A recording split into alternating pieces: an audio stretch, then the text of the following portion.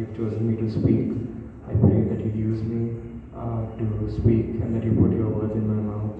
And I read it once again. Immediately Jesus made the disciples get into the boat and go on ahead of him to the other side while he dismissed the crowd.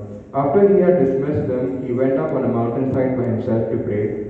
Later that night he was there alone, and the boat was already a considerable distance from land. A few weeks ago, I had my university exams, and so we usually have to report to college first, and then from there we need to head to the center. And I had already missed the bus. I was very late. I was in college, and I was also feeling very underprepared because I hadn't really studied the night before. And so because I was already late, I tried to get to my scooty as fast as I can. And I was trying to start my scooty, but the scooty wasn't starting. I pressed the ignition several times. I even put it on the stand and I kicked. I tried to kick start it, but it couldn't start. And I was just praying in my heart. I was like, God, what is happening? I'm getting late. I need to get there on time. And I kept hearing a voice saying, Joshua, Joshua. I kept starting it, but nothing happened. And I heard the voice once again, which said Joshua. And in case you're wondering, no, it wasn't God. It was my senior standing behind me saying, Joshua, you forgot to put the keys in the scooty. You know, we often enter these circumstances, we often encounter circumstances in life where we get so caught up in our troubles. Those situations put us in such a state of distress that we forget to hear the voice of God who is trying to tell us to calm down, the voice of God who is trying to tell us to tell us what to do.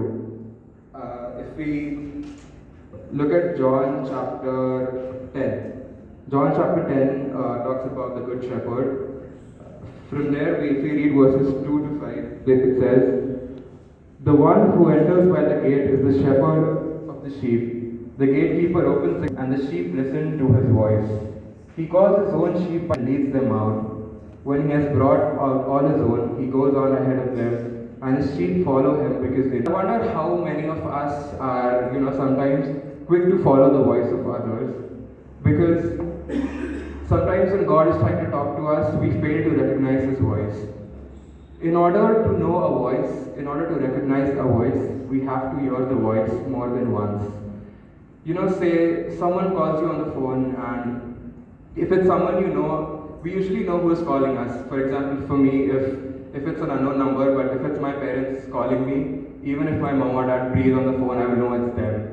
Or let's say it's someone that you really care about, and they just say something, and you're like, hey, it's me.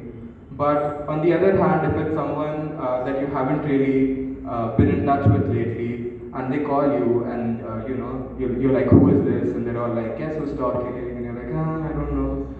And then they're like, oh, you can't even recognize my voice. It's because we haven't really spoken to that person in a while, and so we can't recognize their voice. I feel like we do that to God sometimes. We do that to God so easily. But here, John chapter 10, verse 27 says,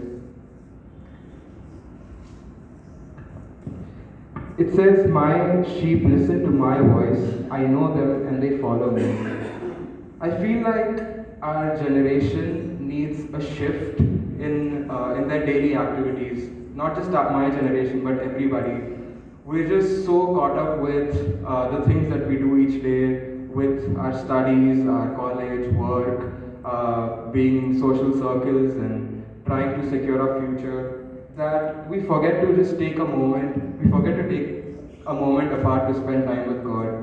And God protects and safeguards us, and I've felt this personally that God has protected me and safeguarded me in a way that He has always let me stay in love with Him. And in the simplicity of when we find ourselves falling out of love, God just simply draws us back. He just knows, He's just so good at drawing us back to Him.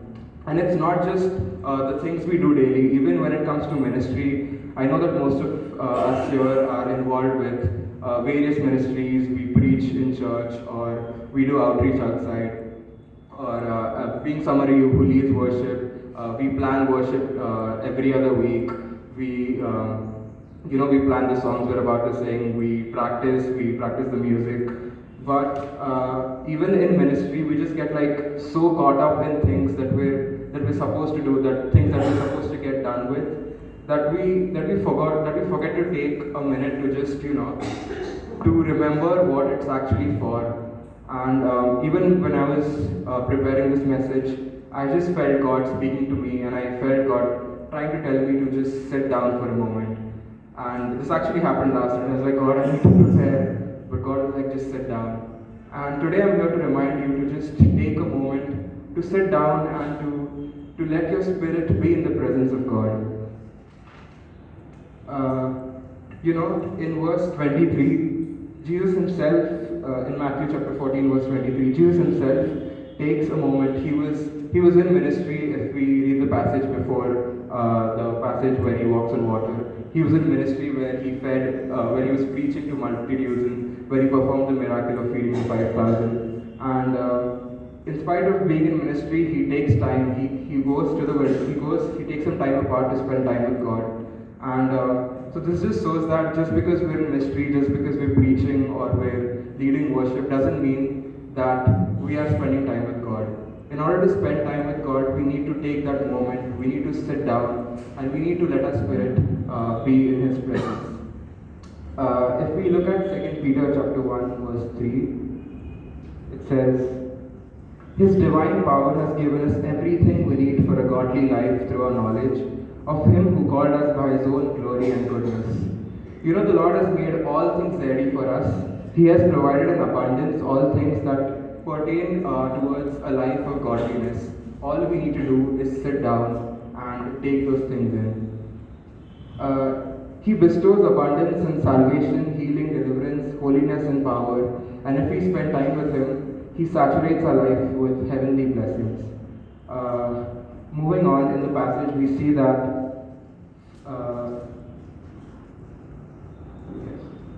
when Jesus walks on water, the disciples, they fail to recognize Him, and they think that it's a ghost.